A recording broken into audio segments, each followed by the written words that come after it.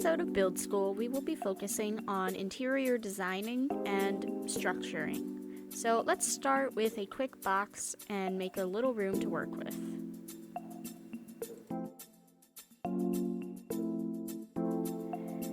Now that that's done, let's add some borders.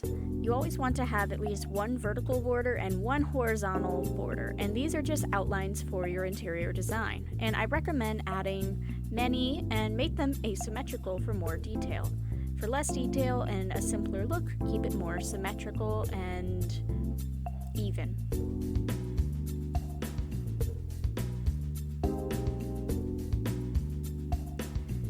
Now you want to add a couple different types of depth.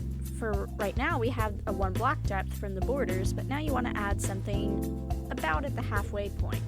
Personally, I'm using trapdoors, and while it seems easy to use trapdoors just around the border of the floor, that's not something you actually see all that often on interior design in real life. It's more something you put on the exterior. So I simply lined the vertical borders themselves with a little bit of red trapdoors. It's also important to avoid falling into a rut with your coloring and make sure to spice it up. Dull reds, blues, oranges, and even yellows work very well for this, and keep it a little more interesting to the eye and keep you out of that gray-brown area. Using too many muted neutral colors really makes it all just blend together. Now, I'm going to go into further depth on lighting later, but generally with lighting you want to have it be somewhat interesting. Don't just hang a chain to the ceiling, vary the lengths, and add a base for the lighting as well. But like I said, I will be doing a further episode on this in the future. Now I'm just continuing the design I started at the bottom with the mangrove trapdoors, and I am lining the bases of the lights, and this is just for a little bit of extra detail. And I did end up switching over to dark oak, that way we don't overdo the red.